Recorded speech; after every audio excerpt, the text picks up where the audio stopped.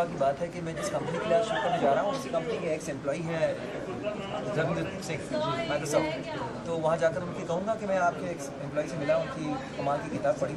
हाँ जी, लास्टली अगर हम मूवी की बात करें तो मूवी में जैसे कि हर एक्टर अभी खुद की मूवी में गाना गा रहा है, तो आपकी मूवी में कितना गाना गाएंगे और कितना सॉन्ग है कुछ आइडिया? नहीं देखिए, क्या मैं तो ये कई सालों से कहता आ रहा हूँ और आजकल गाना भी आसान होता जा रहा है। पहले क्या था कि पहले के गानों के लिए आपको सिंगर की ज़रूरत थी।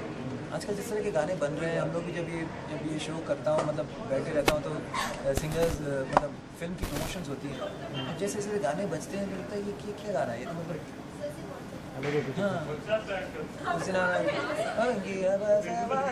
अभी इसलिए आपको तो कोई मतलब प्रॉपर कंपोजर या सिंगर की ज़रूरत नहीं है। तो अगर इस तरह के गाने हिट भी हो रहे हैं, चल भी रहे हैं, तो फिर इस हिसाब से ऑफकोर्स एक्टर्स भी गा सकते हैं या कोई भी गा सकता है। लेकिन ज़रूर मैं ये भी मानता हूँ कि अगर एक सभी अच्छी आवाज़ किसी चीज़ को अच्छी आवाज़ में आप पेश करें तो उस चीज़ की लाइफ स्पैन ज़्यादा होगी।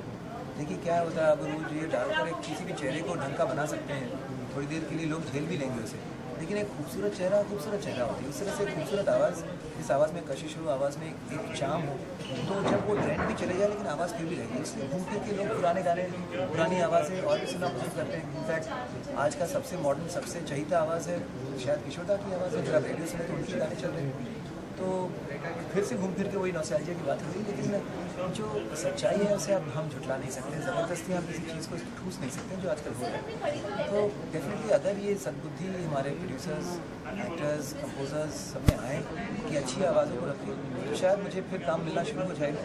क्योंकि मेरा मानना है कि अगर आवाज़ में एक एस्थेटिक होनी चाहिए, आवाज़ में एक खूबसूरती होनी चाहिए, आवाज़ में एक दिल को छूने वाली बात होनी चाहिए। चाहे आप मजाकिया गाना करें, चाहे मस्ती गाना करें, लेकिन उसमें एक हीरोइज्म होनी चाहिए। तो वो मैं मानता हूँ, लेकिन आजकल और कोई मानता नहीं है, तो क्या कह सकते हैं इस ये भी खबर थी कि आप फिल्म के लिए सलमान जैसी बॉडी बना। अरे नहीं है यार, ऐसी बात वो मिका मस्ती कर रहा है। मुझे तो आप देख ही रहे हो, कहाँ सलमान खान, कहाँ मेरी आवाज़ है बॉडी।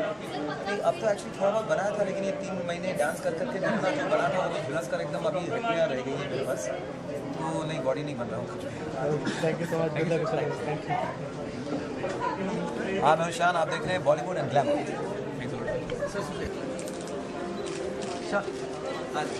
अरे आपका क्या कौन, सॉरी हाँ सही हाँ सबसे ज़्यादा gift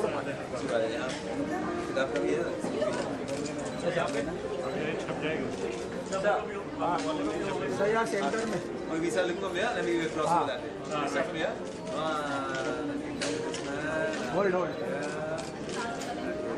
yes yes chance yes आज वापस एक अब वापस इस तरह सही सही है। हम देखिए मोटे मोटे आपको बता रहे हैं पूरे चलिए। आपको अभी 24 पे जाना है। और शान जैसे जो कलाकार है वो आपकी बुक के ऊपर एक जो म्यूजिक लॉन्च किए, सो how was the feeling, how was the excitement? It was brilliant actually. जब हमने सोचा कि एक गाना बनाते हैं टू सेलिब्रेट नॉस्टैल्जिया, जो जिस इंसान का सबसे पहले जहन में नाम आया वो शान था, क्योंकि मैंने उनका तन्हा दिल सॉन्ग सुना हुआ है, तो मुझे लगा कि शान से बेहतर शायद एक आवाज़ नहीं होगी जो नॉस्टैल्जिया को सेलिब्रेट करने के लिए।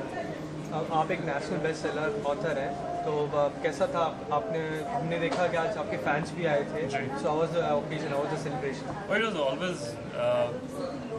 Nice for me to see how my readers look like. मतलब जितनी कशिश उन्हें होती है कि मैं उनको आगे मिलूँ और वो मुझे देखें, उससे ज़्यादा चाह मुझे में होती है कि मैं अपने रीडर्स को देखूँ कि ये वो लोग हैं जो पैसे खर्च करके मेरी ये किताबें खरीदते हैं, पढ़ते हैं, उन 4-5 घंटों को जीते हैं, वो खुद मेरे किरदार में आके उस स्टोरी को एक तरह से महसूस करते हैं। तो ये मेरे लिए बड़ा अच्छा लम्हा था। आप देख सकते हैं कि किस तरह से सारा गिफ्ट पैक भरा हुआ है। पिछली बार भी मुंबई में आया तो मेरे पास मैं एक सूटकेस लेके आता हूँ, जाता हूँ 2 सूटकेस लेके। इस बार तो शायद अभी और आना बाकी है। तो ये जानना चाहेंगे, जब कोई बुक लिखते हैं क्या सोच रहे थे इसके पीछे? मेरे लिए बुक लिखना एक मुझे किताब लिखने के लिए एक रीज़न चाहिए। मैं इसलिए किताब नहीं लिखता हूँ कि बहुत सारी रॉयल्टी आ जाएगी और एक कोई मसाला नावल निकाल दूँ जिससे बहुत ही रोमांच पैदा हो जाए। हाँ, मैं ऑथर बाई चांस। मैंने किताबें लिखना तो छोड़ो, मैंने किताबें कभी पढ़ी भी नहीं थी जब मैंने पहली किताब लिखनी शुरू की अपनी।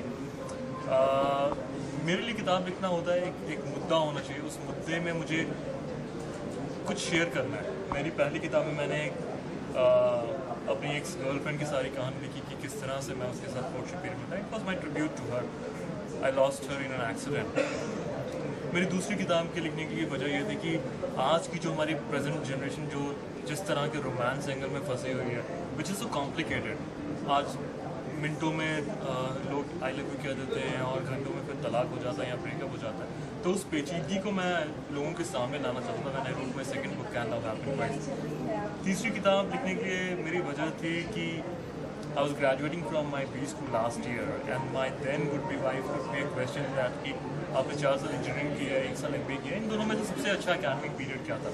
तो मैंने कहा कि इनमें से कोई भी नहीं था, क्योंकि जो मेरा बेस्ट एकेडमिक पीरियड था वो जाता है back to my school days and I wanted to relive those memories. Those days are very simple. अभी रसो बता ही रहा था कि क्योंकि वो दिन मेरे लिए खास है, क्योंकि मेरी हाफ पैंट के अंदर वो जो 25 रुपये होते थे मैं उसको ले के हाथ में पकड़े बहुत अमीर महसूस करता था। आज उस 25 के 25 लाख बन गया, आज लगता है कि अमीर होना बाकी है।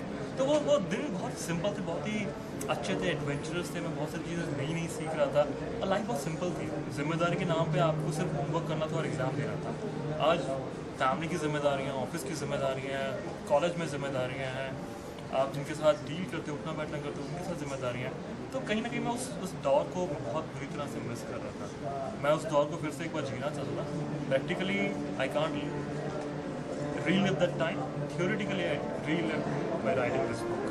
रविंद्र चेतन भगत भी आपसे राइटर हैं। उनकी फिल्म जो उनकी जो बुक थी उस पर 3 Idiots और 3 Mistakes of My Life और अब वो स्टेज पे बन रही है। तो ऐसे कोई आपके साथ भी ऑफर आया? जी, बहुत सारे ऑफर्स आए हैं।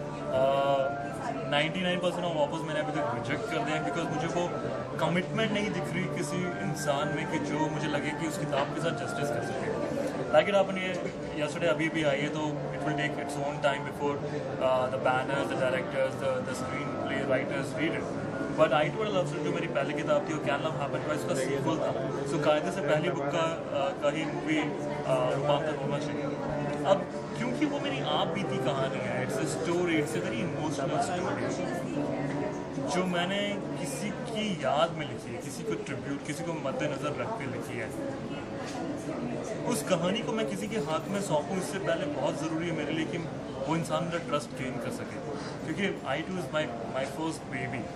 किसी और को अपना बेबी देना कितनी बड़ी बात होती है। तो मैं वेट कर रहा हूँ और मैं इतनी सारी कहानी, जिस तरह से आपने बताया कि इतने सारे ऑथर्स की किताबें, कहानियाँ मूवीज़ में कन्वर्ट हो चुकी है, तो मुझे ये भी पता चला कि कितनी सारी पेचीदगियाँ हुई थी मूवी बनने के बाद, कितने तरह से कला द्वेष हुए थे।